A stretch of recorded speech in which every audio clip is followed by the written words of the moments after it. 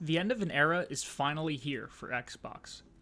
On Thursday evening, it was announced that Forza Horizon 5 will be coming to PlayStation 5 in the spring. This is a massive signal that tells us Xbox is going all in on becoming a publisher, putting their games on all consoles, including Sony's PlayStation 5 and beyond, and the Nintendo Switch and the Nintendo Switch 2. Forza and racing games in general might not be everybody's cup of tea, but there's no doubt that Horizon 5 is one of the most critically acclaimed and universally praised racing games of all time. It looks and plays beautifully on modern hardware, and it will fill a massive car-sized hole in PlayStation's lackluster racing game catalog. Developed by Panic Button Games, assistant developers on huge hits such as Jedi Fallen Order, Doom Eternal, and Apex Legends, Forza Horizon 5 is set to become the premier racer on PlayStation consoles. But that's not the biggest part of this story. Forza is one of Xbox's flagship exclusive franchises. This news arrives in tandem with the rumor that's been happening and been going around for a long time that Halo Master Chief Collection could be arriving on Sony consoles and likely Nintendo consoles next. Now, besides PlayStation getting an awesome game added to its library, it's clear that the white flag has been raised and that Xbox is ready to put everything on all platforms. Whether that be staggered releases over the next several years or massive quantities of games are being pushed there at once, I think it's now time to say that Xbox and exclusivity is a broken relationship forever.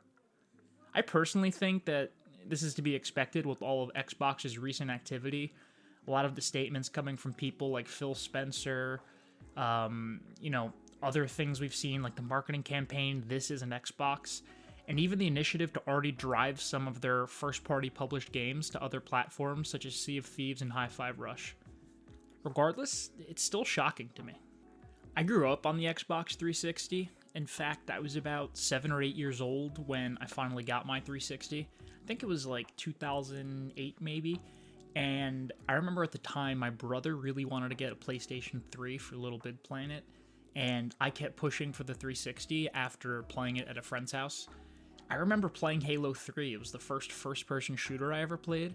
And I got home that night and I was explaining to my dad and my brother, like, you're controlling the person and it looks like you're the one shooting the gun, you control the movements. Obviously now that's just a first-person shooter that we've all played millions and millions of times. There's nothing exciting about that camera perspective. But at the time, it was absolutely revolutionary, and I loved Halo 3, but I had no idea that it was one of the best games of all time, and I was just playing it in my hands. PlayStation captured the hearts of gamers with the PS1 and PS2 for sure, but the Xbox 360 will forever be ingrained in my memory as the console that ushered in the most important era for video games. And it's kind of sad in some ways to think that Xbox as a brand once felt invincible, and now it's totally changing. It was the platform where playing the biggest multiplayer games like COD 4, Halo 3, Modern Warfare 2, of course Halo 2 in the original Xbox generation, this is where the era of multiplayer really began. I spent thousands of hours in Xbox parties back in that time when I was a young kid, and to think that less than 20 years later, we're closer and closer to the day where you can reload a Halo battle rifle with the square button on a DualSense controller instead of with X or RB on an Xbox controller. Now, overall, I think this is good for the future of Microsoft, but if this truly does mean that PlayStation has less competition, it might not be good for the industry as a whole.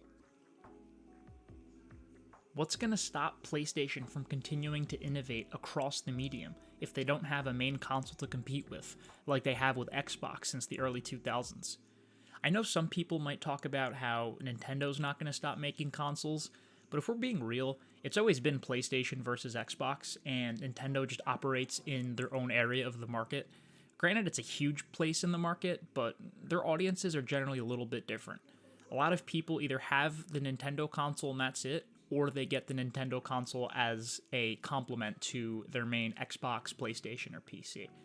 I know that's the way I am, and I don't really see the Switch or Nintendo consoles competing with PlayStation or Microsoft. And because of that, I'm a little worried that if Xbox doesn't focus on hardware as much anymore, that PlayStation's just not going to innovate and things will be less and less consumer friendly. That being said, though, I think ultimately this is pretty good for Xbox, and I'm excited to see what this does for gaming as a whole. I'm really happy that a lot of other players who don't have Xbox or a Windows PC will be able to experience Indiana Jones and the Great Circle, which we know is coming in the spring, Forza Horizon 5, which we talked about at the beginning of this video, and most likely in the future, many, if not all, of the Halo games and the Gears of War games. At the same time, though, it's bittersweet, and like I said before, it's somewhat worrisome. Only time will tell, and we'll see how things go. We haven't had any announcement that any other games besides Forza Horizon 5 will be going to other consoles at this time, but as we've talked about in this video, the white flag has officially been waved, and it's only a matter of time before PlayStation gets all Microsoft-published titles. With that, though, let me know what you guys think about this. Is this good for the future of gaming, or does it not change much at all in your eyes? I'd love to know what you think, so leave a comment or like below. Anyway, have a great day, and I'll see you next time.